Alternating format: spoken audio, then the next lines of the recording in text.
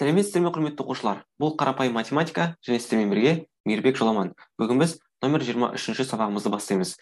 Қосынның мәнін және қосылғыштарды табуға берілген есептер. Бірінші есеп, есепті шығар.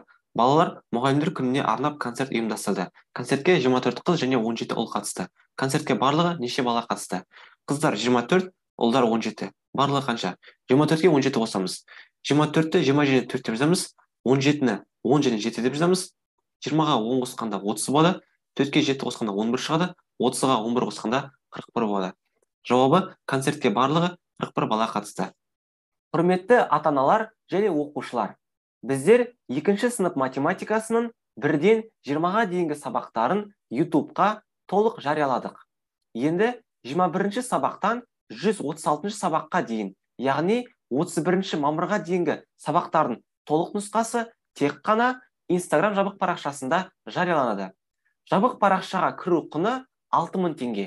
Бір рет төлем жасайсыз да, алдағы болатын сабақтардың барлығын жабық парақшада көре аласыз.